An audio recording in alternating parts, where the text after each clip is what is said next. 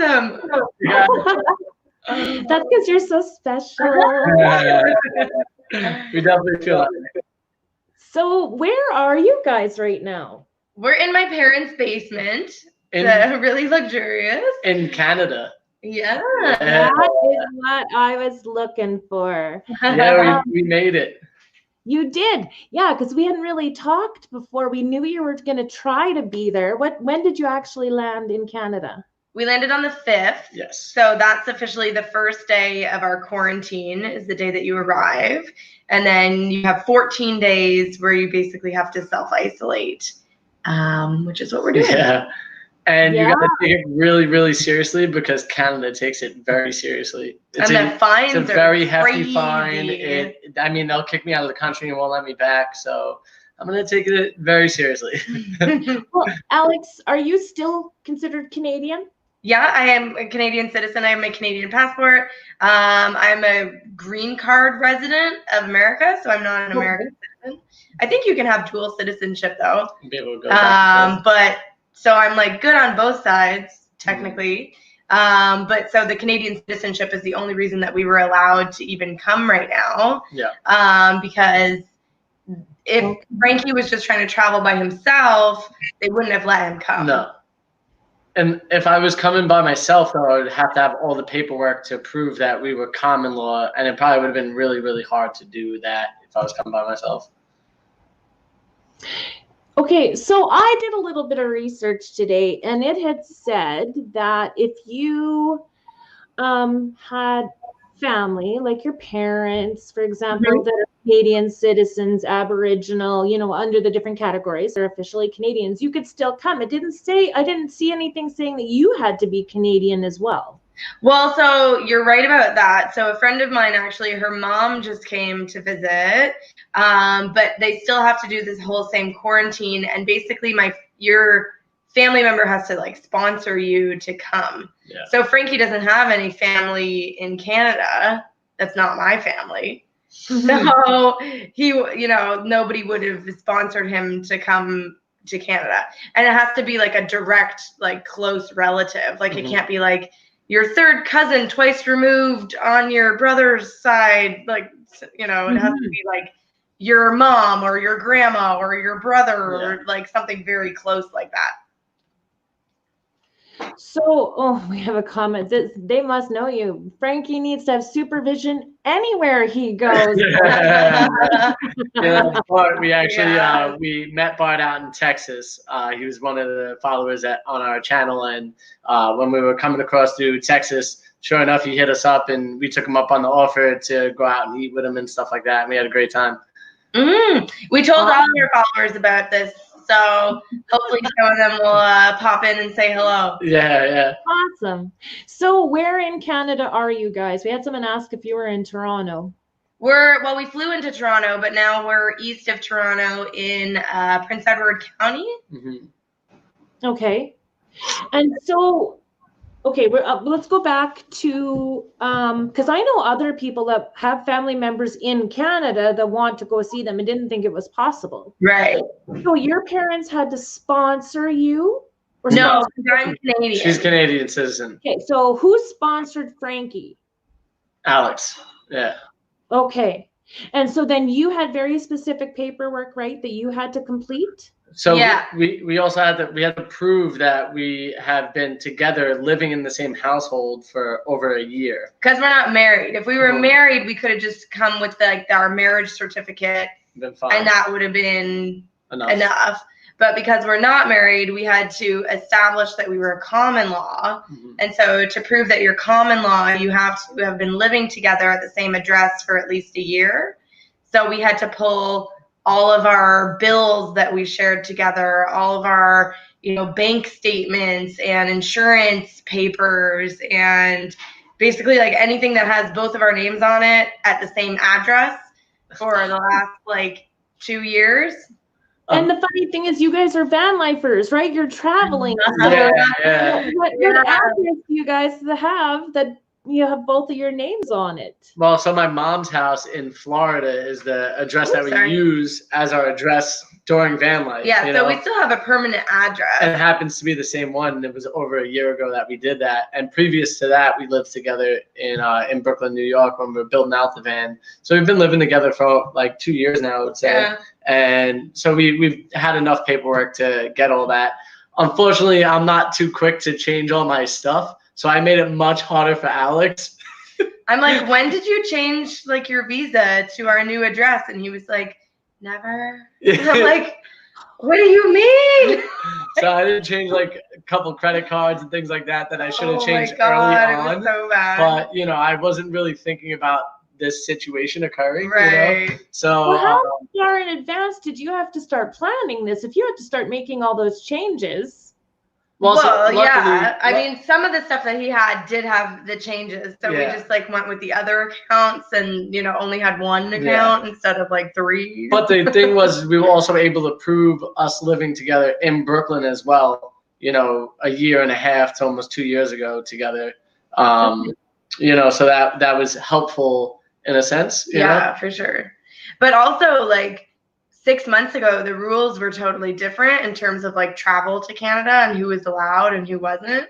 So really, we only started planning this trip maybe like a month ago. Yeah. Because it was kind of like, can we come? Can we not? How hard is it going to be? Like, what are the rules? What's going to change? And at first we were like debating on driving, you know, the new van across and then being able to still like work on the van and stuff like that. But that obviously didn't happen. And to drive a vehicle into the country might have been a little bit more difficult. And then on top of that, the people in the country don't want to see United States plates as well, you know, so you're going to hear a lot of, you know, nasty things. I mean, we've already gotten a comment that was like on the live that we did the other night that was something about, you know, go back to the USA. We don't want you here. Yeah. You know, and it was unfortunate because, you know, we're doing everything right. We're quarantining. We were in Florida in quarantine. We were kind of quarantining in Florida. We didn't see anybody for like the you know, the last 2 weeks that we were there, basically. We want to keep our exposure and everything as low as humanly possible. You know, like if we have to go to the store, obviously put on a mask, you know, and things like that. Keep your distance from people. We try taking all the proper precautions. That way we don't have to deal with, you know, all those other things. But you're always going to get some type of comments or something that's, you know, people just being sour. I mean, it's everywhere. You know? It's everywhere. Yeah, people just being sour. It's okay. You know, we all know that there are just people that are like that, right? But that's unfortunate. I can't imagine what kind of life they have if that's something. Well, so it was funny because I mean, I don't want to dig into it too deep, but like, so we got this comment and it was held for review because it had some nasty words in it. So you have to go in and like approve it or delete it. Yeah. So we go to look at it and then I'm like, who is this person? Because it had like their little Instagram logo in it. So I was like, let me check who this human is that's being so, you know, not friendly. So I click on it and then it goes to this YouTube or Instagram account. And that same username of that Instagram account had just left a really positive message on our account. 3 minutes asked if they could like come in our lives with us and like wanted to be like part of the show and blah, blah, blah. Yeah, it was interesting. And I was like, maybe this is a glitch. Maybe something's just not. We tried it from a different computer, and we also clicked on other like Instagram names on the thing, and they were all different. It was just funny how it was like their personal one compared to like maybe their RV one. Like they commented on it from like a secret account that was like, this is my troll account. Yeah. And then they logged into their real account and was like, yeah, let's be friends. And we're like, no, probably not. That is crazy. Okay, so where did you even get the paperwork to start? Where was that from? Well, so I logged into like the Canadian government website. And so there's page after page after page of stuff on their website. And some of it feels kind of conflicting because I don't know if they're updating it all at the same time or like maybe this one page is a little bit older than that page or like, honestly, it was like I'd be reading through it and then I'd be like, oh, well, we're not allowed to come. And then I would go to a different page and I'd be like, we are allowed to come. Yeah. Or like, we aren't, but we have to do, like, it was very confusing. So really, I mean, I found a page and I was like, okay, I think this is right. But then I called the border. So I actually like called Canada Border Services and talked to somebody on the phone and was like, oh, crazy. What do I do? And so they kind of walked me through it. After we talked to 2 different border agents, though, over the phone, they both were like, yeah, with all the paperwork that you explained that you had and everything that you have, if it was me, I would let you go. But it's going to be up to whoever the Border Patrol agent is when you get there. So coming to Canada, we were like, what is going to happen? I could get turned back at the border and have to head back to back to either New York or Florida at that point. But one thing that I found interesting, when we got to Texas for our connecting flight, there were no direct flights either because there's so little airline traffic right now. So instead of like a direct like 3 or 4 hour flight, we had a 3-hour flight to Dallas and then another 3-hour flight to Toronto. So when we got there, though, when we were about to get on the plane, they're like, oh, let me have your passport. Let me have your passport. And they scanned hers, then they scanned mine. They said, wait a second, you're not able to go to Canada. And I said, yeah, I can. She's my common law partner, blah, blah, blah. And they were like, wait, I don't understand. They were trying to figure it out. And it took them like 5 or 10 minutes for them to be like, oh, got it. I connect the dots. You guys are good to go. So we like froze for a minute. We're like, oh no, like, are we? Did you have a plan in case they didn't let you go across? No, I mean, I would sit at the airport and get a flight back to Florida at that point. That's the only plan. I don't know if they would. It would have been such a bummer though, because honestly, like, I mean, to be here alone, in quarantine alone, like, well, you would have I don't Paco. Envy anybody who has to do that. Yeah, but then like. It's very cold outside, and I like sending Frank with him instead of me. So, you're so funny. On my lap. So you went to the government of Canada. You got all the paperwork. You filled it out. And you made sure you had proof that you were common law. My next question is one that Bart has. Did you have to pay for any permits or anything to be able to cross over into Canada? No, we didn't have to pay a cent. Basically, the way they hold you accountable is if you break quarantine, the fines and everything are ridiculous to where you're not going to break quarantine. I think the fine was $750,000. Yeah, it was unbelievable. Like up to $750,000 or jail time. Yeah. Or what was the third one? Oh, getting kicked out of the country. Yeah, getting kicked out of the country. And I don't want any of those to happen. I don't want to get kicked out of the country for the fact that I want to have the opportunity to possibly live here at some point in time. I want to keep a clean, profile with everybody. Yes. I don't want to go to jail. Who wants to go to jail? And I definitely don't want to pay $750,000. So I'll pay all 3. Yeah. So was all the paperwork difficult? Like, did you email it back and then get a response? Or? So they don't actually look at anything until you get to the border. Mm-hmm. So you don't find out if your paperwork is sufficient or correct or whatever until you get there. The only thing they give to you is like a certificate or like a. Well, so there's an app that everybody traveling has to fill out, whether you're Canadian or whatever. Anybody coming to the airport is supposed to fill it out online first.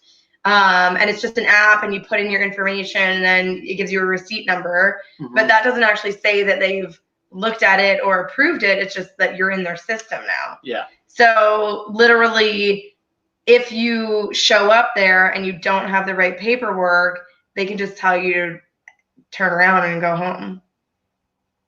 Aye. Yeah, it was kind of a scary situation, just like knowing that if it just didn't go right, I had to figure out my way back home. And then Alex and I would be separated for a month. And I mean, since we started dating, we haven't been separated for not that long. You know what I mean? Maybe probably like a week. A week at the most, yeah.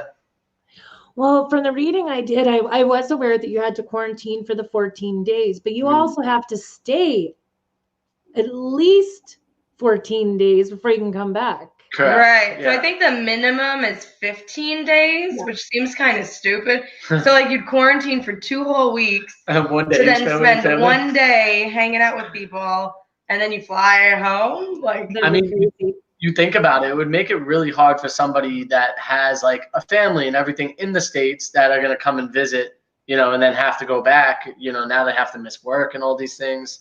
Yeah, it's definitely like, I mean, obviously because we're self-employed, we can take the time and, you know, do whatever. But if you were just trying to like visit, you know, your family and you didn't have the flexibility of your job to work from home, you really couldn't do it. It'd be terrible. I'm just going to do Nomadic Hippie is listening in the background while he's driving. So Kathleen, shout out to Rick and say hello to the Nomadic Hippie. Thanks, Rick, for popping in. Hi, guys. There's been a lot of people like Forever Best Friend, Lost on Land again, RVing with G, Griswold Family Vacay. There's just been a lot of really great people popping in while you were talking. Nice.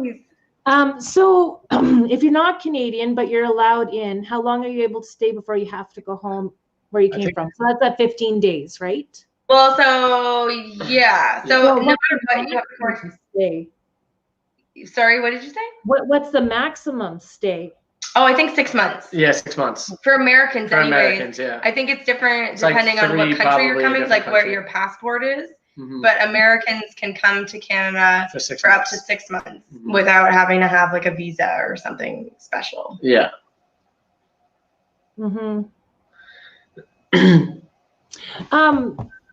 There's been random questions, which we'll get to after.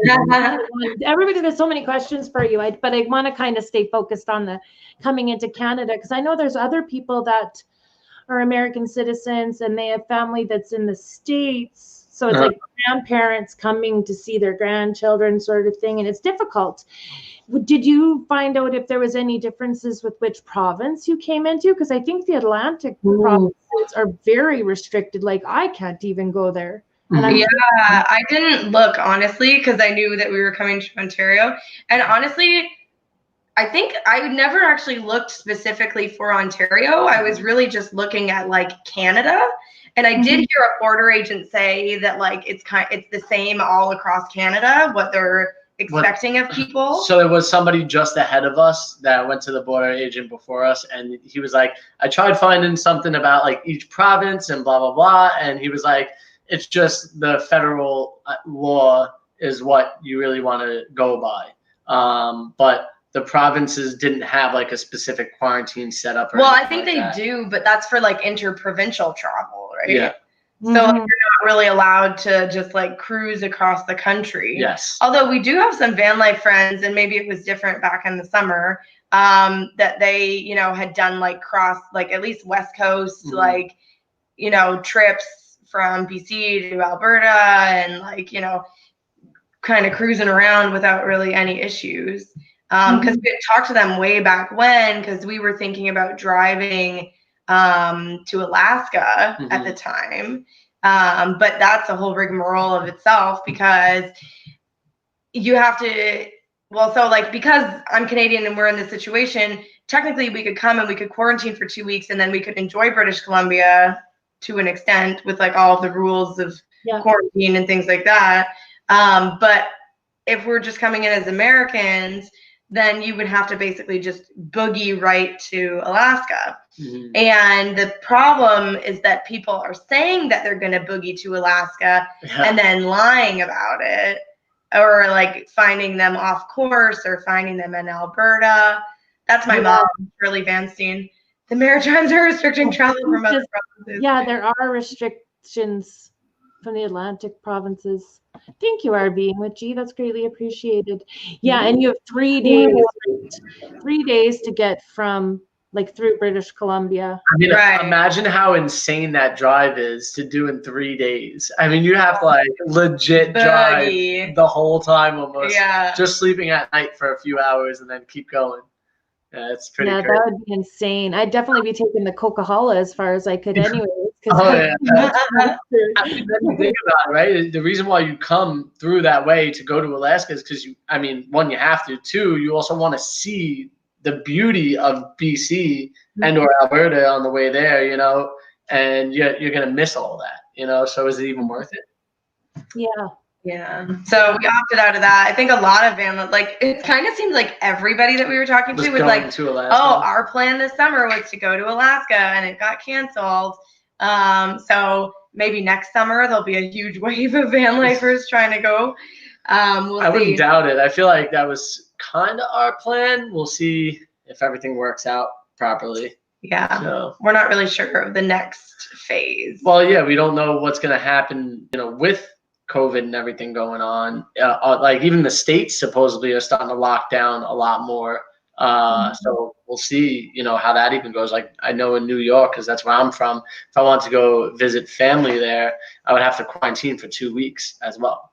And I think they have something where if you get 2 negative tests within like 3 or 5 days or whatever, you could end it on your 6th day. So they're doing something with testing. Yeah, but so there's like rules and restrictions everywhere now.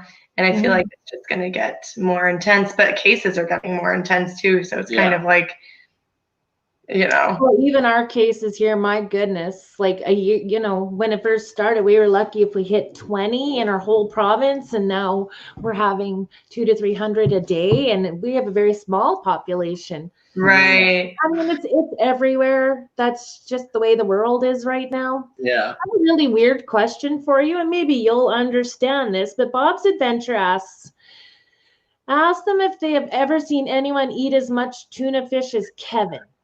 Did I miss a video? So the great, no, I don't think so. Maybe you did. It's the traveling, like the couple one couple, one dude, one dog. And it's just an ongoing joke because he really doesn't actually eat that much tuna. But when we moved in, he had a couple of cans of tuna.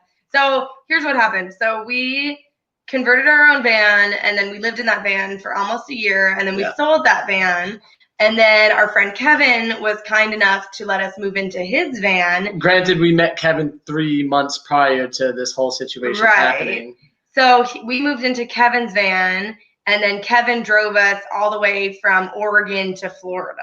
Yeah, what a great guy. I'll tell you that much. Yeah. And then as well, when we were doing the travel, it was just part of the vlog and part of the family. And then when we wanted to do those little skit videos, we made some he was down with it, and I think he was a huge part of why it was so funny as well, But so, the tuna thing is all a joke. Like one of the first days we got there, he was eating like directly out of the can of tuna. Well, he was like, I'm going to finish all this stuff so that there's more room in the cupboards for you guys. But he had like 3 cans of tuna. So then he had to eat all this tuna in like the first couple days. And it did not smell good. Yeah. It was actually funny because my mom offered us tuna sandwiches for lunch. And I was like, no, we're good. I have another question for you. Boondocking with Boomer wants to know, what other bands did you look at and why did you choose a Ram ProMaster?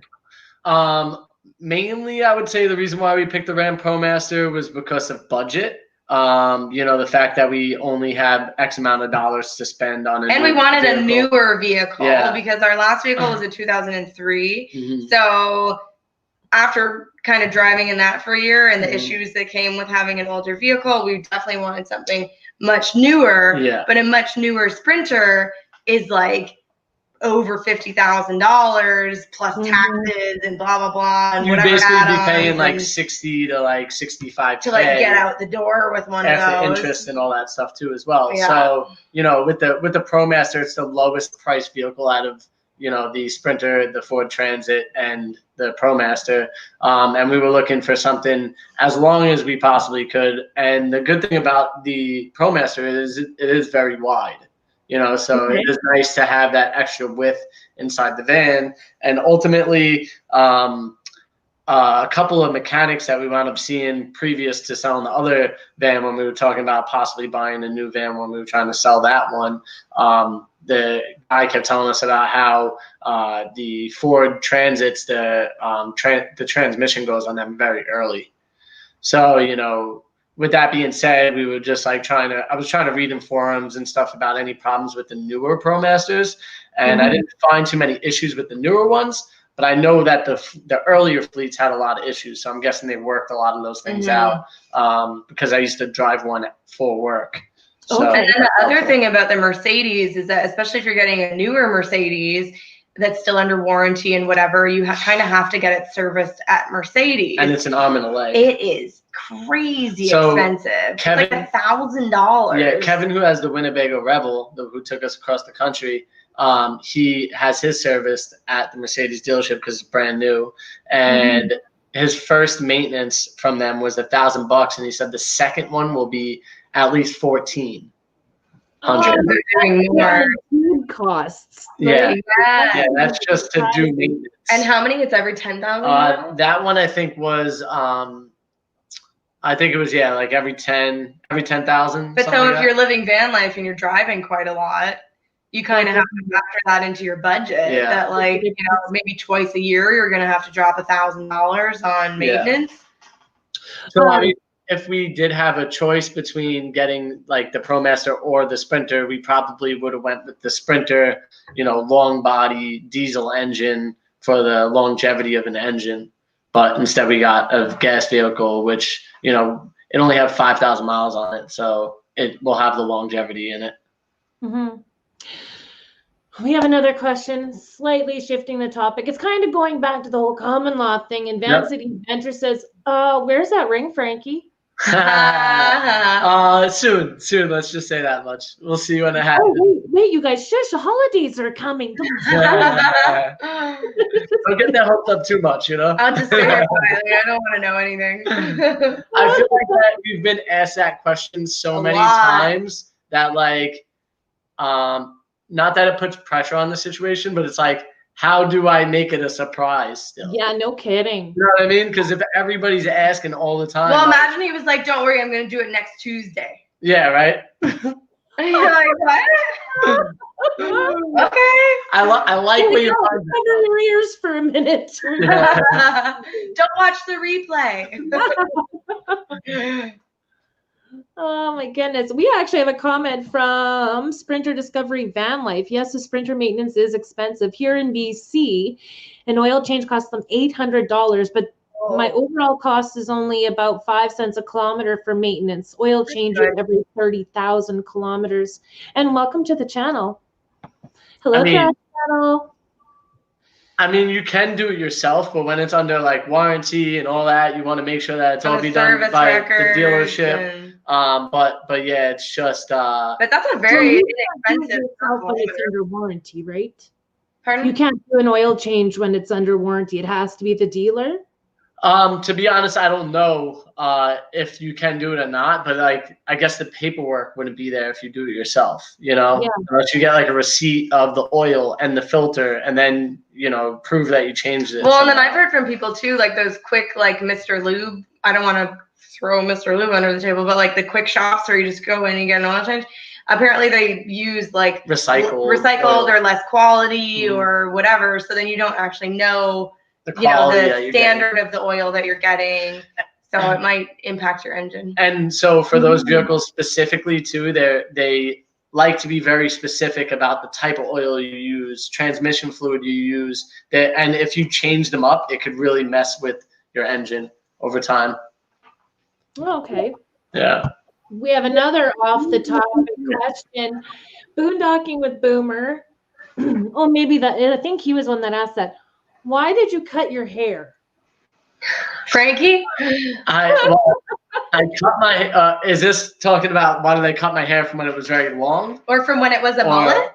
Just recently? I don't know. That's just I'll say, if they're go ask you this in your live streams sometimes too. So when it was long, I cut it just because it was more of a problem for me over time, because I only wanted to put it in like a ponytail. A really ugly ponytail that he didn't want to do, like he wouldn't style his hair. Yeah. So over time, basically every time I would like lean over, the hair would like hit me in the face, and I hate stuff touching my face. So and then it was like coming into summer and it was like hotter, and I think it was just time. Yeah, you know, you got to make change. I mean, if you ask Alex what my dating profile looked like, I had like several different hair changes. And he was like styles. 8 different weights. Yeah. Like very. You know, it just depends on what chapter in my life you jump in on, you know? Yeah, I know. I have a series of different pictures too. Definitely.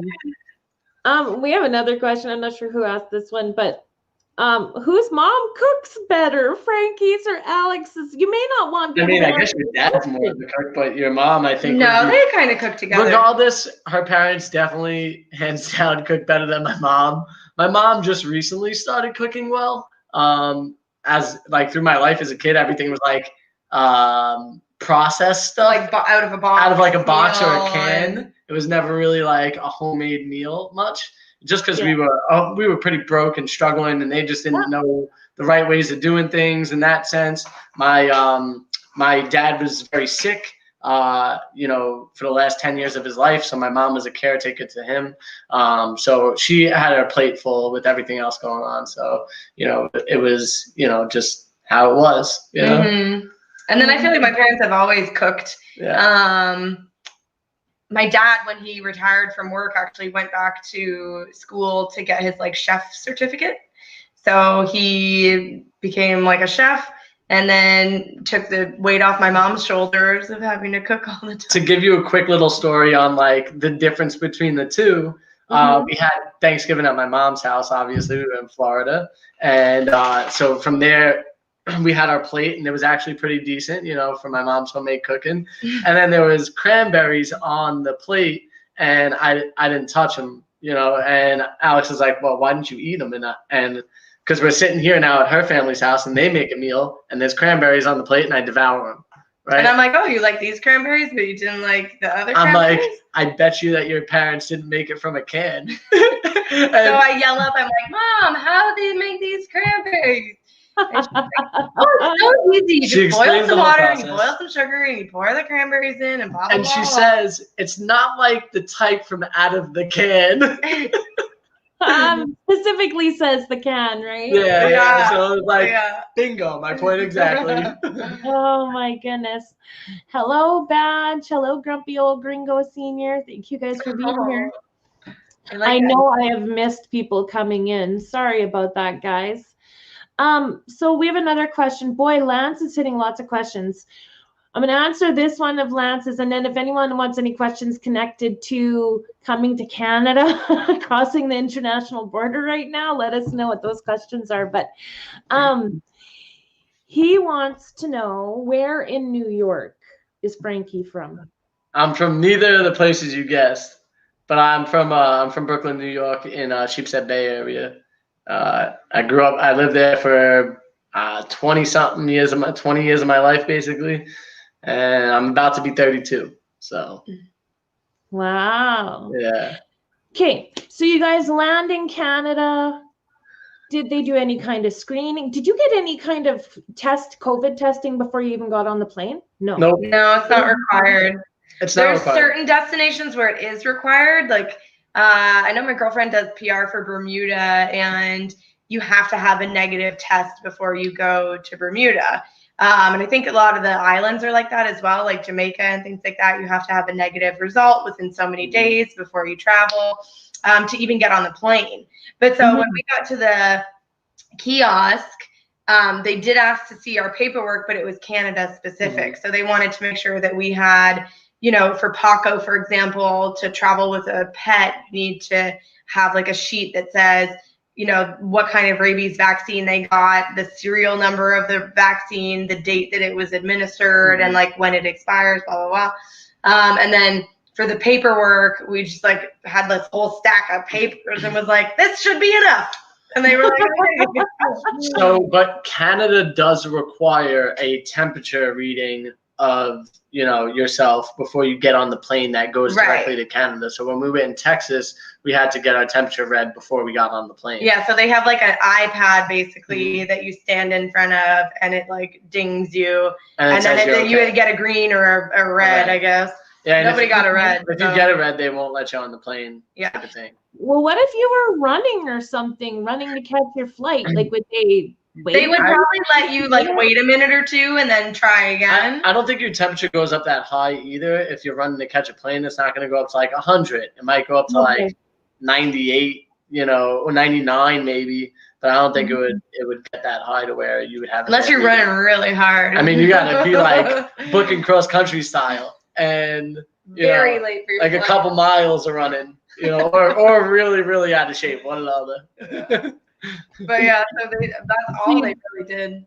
You get off the plane, they took your temperature again, or no? No, we got off the first plane. Well, so we flew from Texas. Florida to Texas. They didn't check anything. They didn't care about anything. They were like, have a great day. Get on the plane. You just had to have a mask on. And then when we got on the plane in Dallas to go to Canada, they took our temperature in Dallas. But then when we landed in Canada, there was no other health check. Mm-hmm. Okay. I guess because they know that you got checked before you got on the plane. Yeah. And the likelihood that you developed a fever in the last 3 or 4 hours was probably low. Mm-hmm. Mm-hmm. And I mean, I think that for the most part, people that are crossing the border are pretty on edge as it is. So like, you're going to try to do whatever you can to be safe and not, possibly have contracted COVID in some type of way, I'm guessing, but yeah.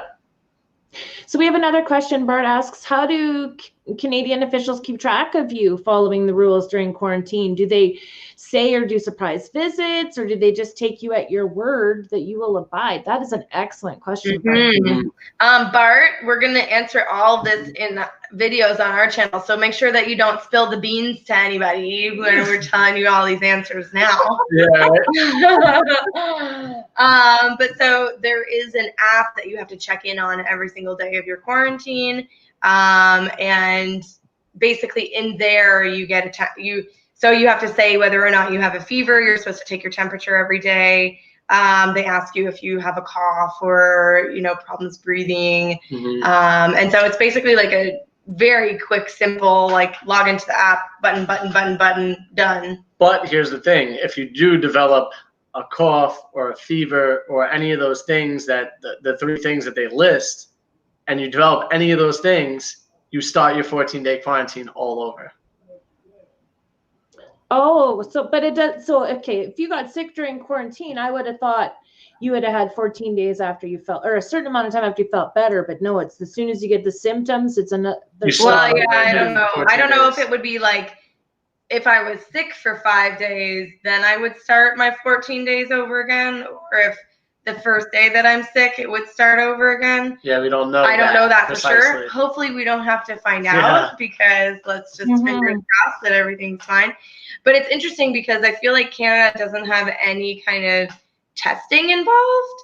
So like, for example, I know some other countries are saying if you arrive and then you have like 2 negative tests within a certain amount of time, then, you don't have to quarantine for the full 2 weeks because you don't have like COVID. Whereas Canada is like, we don't care if you have a negative test or not, you have to quarantine for 14 days. Yeah. Mm-hmm. So that I think Canada was debating on changing theirs to something like that with the negative tests and whatnot. But they have not. They have not yet. And I doubt that they would before the holiday season too, because I don't think they want to encourage people to try to come, and then kind of flood all of the test centers before the holidays, and everybody wants a little break. I'm sure that's another thing that Alex was talking about, was possibly going to get tested for COVID while we're here. And I was like, why would we do that? Because then we're possibly exposing ourselves to, getting COVID while we're in quarantine, and then have to possibly start our quarantine all over again. So I'd rather just sit in the house, wait it out. If we have nothing for 14 days, nothing happens. Plus, before we came here, there's literally a 0% chance that we have anything, Yeah. So now, Alex, did your parents come and drop off a vehicle for you guys to drive? Yep. Yeah. So they drove 2 cars to the airport, and then they drove my sister's car and their car to the airport, and then they both got in the one car, and then we got in the other car, and then we drove with them to the house. And then we didn't stop on the way. It was like an hour and 40-minute drive. Yeah. So we just boogied to the house. And the nice thing is, because of COVID, there's no traffic. I mean, there was a little bit of traffic, but it was pretty quick. I did say to Alex, I was like, is this like usual traffic, or is it normally a lot worse? And she was like, Saturday this time, it would have been way worse. And I was like, really? Because it's already pretty bad. I mean, I can only imagine. Imagine driving out of Toronto on a Saturday before Christmas when everybody was just Christmas shopping all day. It's like New York City. it would have taken like 4 hours. Oh my God. It doesn't take much, and they get backed up, and you're sitting on the highway. And I'm glad we don't have to deal with any of that here. I gotta say, they got some speed demons out here for sure. Oh yeah, Frankie's like, Canadians all drive like jerks. Like, really? I used to drive in New York City all the time. And like to see the way that some of the people were driving, I was like, damn, they're even more aggressive than the New Yorkers. I think it's maybe a Toronto thing. Yeah, I don't probably. know if it's like we could say all of Canada, but. So Frankie, is this your first time to Canada? No, you've been in BC, you were saying? Yeah, I've been to several. Snowboard, right? Yeah, so before Alex and I met, I've been to Whistler in BC. I went snowboarding out there, but that was like a short trip. It was like 3 to 5 days, and then came back to visit Alex before we started living van life. And then Alex and I came back again with the van before it was fully built, and did like a little test run in it, and then came back again for all the snowboarding adventures last year. Awesome. Yeah. Okay, so you did your really long drive. You get to the house. You guys went straight downstairs. They went upstairs. You must have a separate bathroom down there, I imagine, too. Yeah. Yeah, so my parents actually had this kind of like Airbnb suite that they set up a couple of years ago. So, I mean, they haven't been Airbnb-ing it out. Mm-hmm. That was hard to say. For a while now, obviously. But it's still like there's a little kitchenette behind us, and they set up like an induction cooktop, and so we can like, cook and make our dishes or clean our dishes, and then we have our own bathroom and bedroom as well. So we kind of have everything that we need. And to be honest, we have a beautiful view too of the bay over here, and we couldn't be in a better place to do quarantine, I feel like. Yeah. So you get to go outside and everything because you're taking Paco. Are you going for walks, or do you have to stay on the property? You have to stay on the property. Yeah, you have to stay on the property. You're not allowed to go for walks. You can go on the balcony or in the backyard, and you're not allowed to have any visitors as well. Yeah, and we're not even supposed to like hang out with my parents outside either. Correct. So even if the rule specifically says even if you're 2 meters apart and even if you're wearing masks, you can't hang out with anybody. Wow. So, yeah. So, I mean, my parents, they've been feeding us dinner, which is very nice.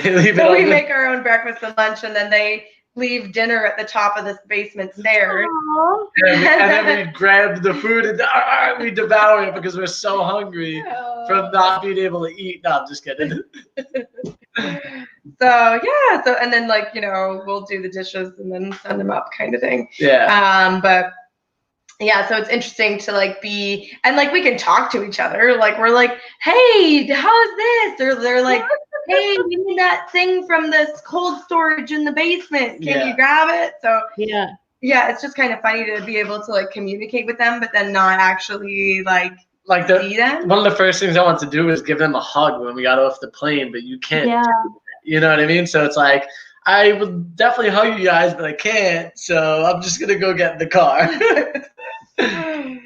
Yeah, it's definitely awkward times. So hopefully that was the person. Keep your COVID in the USA. That's the person who commented on our channel that we were talking about Yeah. earlier. Yeah. I just caught that. Yeah. Yeah. Your trouble. Are you also, what was the name? They had 2 golden retrievers. Yeah. Well, we'll just let that go. I timed them out. So if my mods see them pop in again, just keep timing them out. Yeah, I just find it funny because it was really interesting for them to be the people when we clicked on. I don't think they realized they have their Instagram on both accounts. Yeah. Well, maybe we shouldn't tell them that because maybe now they'll be like, ooh, we'll switch it. Yeah, exactly. Hi, Justin and Christina. Hi, guys. How are you? I'm happy to be in Canada with you guys, too. Yeah. Yeah, you're not that far from them. So you will have to quarantine when you go back, correct? No, so we're going back to Florida. And Florida has 0 quarantine restrictions or anything like that. It's very, very laid back when it comes to COVID. It's kind of scary. At the same time, though, we are keeping our distance from We're people. following our own kind of rules. quarantine rules in Florida, because we basically spent the majority of COVID on the West Coast, where I feel like a lot of people were taking it way more seriously. Yeah. So, masks on everywhere and like hand washing and sanitizing like crazy. And like, the only places that we're going are like the grocery store and the hardware store. Yeah. And that's it. Like, we're not. And when we go to those places, we try to make it like as short and as quick as possible. We sanitize when we go in, we sanitize when we come out. Yeah. Like, we try to make sure that we take all the precautions for ourselves not to get sick. And then we don't want to give it to anybody else if we want to get it. So, we want to, we don't know what the long-term effects are of this virus. So who wants to get it? And who even wants to be short and sick or the short term? Yeah, I hate being sick. I'm like a big baby. I don't want to catch the flu, so I practice my hand hygiene and different things all the time that way. I'm just a little more intense now, right? Right, exactly. So how long do you guys plan on being in Canada before you go back? And the rules can totally change before you even want to go home. But how long are you planning on being here? I guess the good thing is that we'll be back before the government changes federally, because there is a lot of talk that when January what again? Like the 14th or something. Yeah, it's 9 in the days teen. After. So, but apparently there's talk that there will be more of like a federal mandate. And this is for the Americans, for anyone that's not sure out there. It's in the U.S. that government's changing, and you would want to return back to the U.S. You want to make sure you get there before the rules could change. Well, so I'm sure that we'll be able to go back there due to the fact that I am, and I have a green card. She has a green card. I don't think it would be a problem, but we don't have to quarantine or anything right now. So technically, Florida doesn't give a hoot if you show back up with anything. I think their biggest thing is they want tourism. Correct. So they don't want to have to put any kind of restrictions on anybody coming, because they want you to come and have fun in Florida. Yeah, and the one thing I can say about Florida, for the most part, a lot of the restaurants can still be outdoors and things like that in the wintertime, where up north you can't have that stuff. No. So, it's a much different situation when it comes to that. I don't necessarily enjoy the fact that maybe like, say, nightclubs and bars and things like that would be open, because at places like that, when people get alcohol in their system, they sort of just throw everything to the wind. They're just like, I don't really care, at this point, because, you're a little bit drunk or feeling good, whatever it is. You get a little bit more, hey, what's going on? You talk in people's face a little bit more. You get a little bit more loud, so you spit a little bit more and stuff, Even here, like, we have restaurants that become a bar after a certain time. Well, they have to actually close now before it's that time. The kids can't be in there. It's, just different restrictions everywhere. And it's constantly changing. Changing.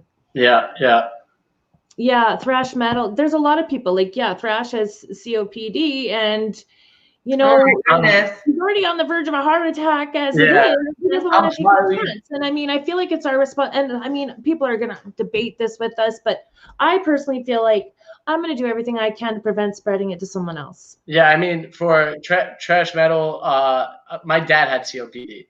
So it's a very horrible breathing, disease that over time takes you over, unfortunately.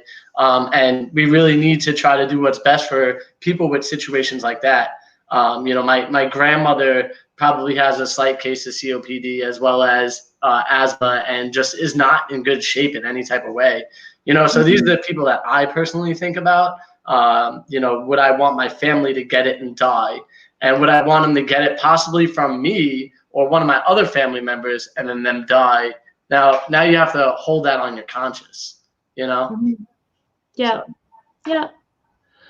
And because I stay isolated as much as I can, and I'm very limited out, and I do the precautions that I'm told. If someone else doesn't want to, it actually doesn't affect me because I'm staying home. Correct. Right. Correct. Right?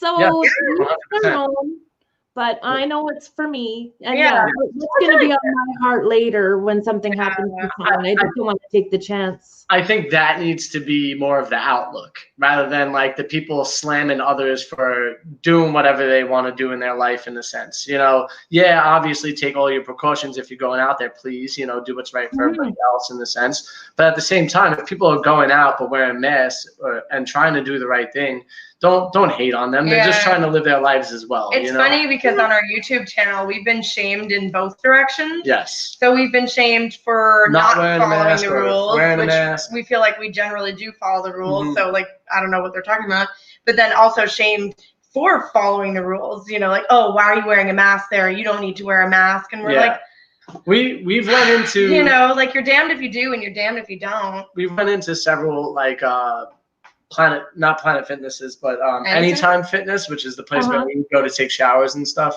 And we would walk into some of them, and they would be like, they would literally come up to us and be like, "Hey, we want to let you know that you don't have to wear a mask in here if you don't want to." And I'm like, they listen. walk up and make a point of saying you don't have to. Yeah, you have to wear a mask when you walk through the front door, but then as soon as you're inside, you don't have to wear a mask. Yeah. So I said to the person, I said, "Listen, I personally feel like I need to wear a mask because I travel all the time. I don't want to capture this virus as well as I don't want to give it to somebody else. And as much as the mask works or doesn't work, it makes me feel like I'm protected. So I'm going to utilize that mask, in the proper way. And then now I feel more comfortable." But he said to me again, a second time, like, yo, you don't have to wear the mask, right? And I'm like, yo, I want to wear it. Like, it's cool, dude. Like, it's good, you know? But Mark Wolf says that, you know, he's had heart surgery and there's no way he's given up hugs and kisses from his family members. And I get that, but I think if those family members were taking precautions. Correct. Right. Like, I feel like if I was your small circle, have your bubble of people that you know are safe, right? And also at the same time, that's his choice. So like, it's his choice whether or not to allow his kids to hug him or kiss him. You know, obviously, hopefully they all do what's right, but it's his choice. You know, I don't see him going around to spread it either as well. Right. You know what I mean? So I think it's all about just trying to do what's right for each other and making good choices at the end of the day. So Bart asks, what were the rules and regulations to bring Paco into Canada? First of all, was it any different than any other time you would have traveled with him? No, I don't think it was, because honestly, there were no quarantine rules put on pets. Okay. So there's actually a whole page on the Canada government website about how dogs can very rarely get COVID. Like, it's very, very rare for a dog to contract COVID-19 from a human. And then it's impossible for a dog to give it to another dog. And it's also impossible for a dog to give it to a human. Correct. Okay. So even if I would have to be deathly ill and like coughing on my dog for my dog to get COVID from me. Yeah. But then they couldn't really give it to anybody else. So anyways, the government of Canada has no quarantine restrictions or anything like that on the dog. The one thing that was different is that because, I guess the airline said because of so many flight changes and plane changes and like things are just maybe not as, you know, set and firm as they previously were, that they're not allowing dogs in cargo anymore. And so I wouldn't really want to put Paco in cargo anyways, because he's such a small dog. He's such a lap dog, but he's just like a little bit too big to fit in the carrier under the chair where they want. Oh, okay. Yeah. And him being in there alone by himself, when we first got him, he had panic attacks and was, you know, a very scared dog.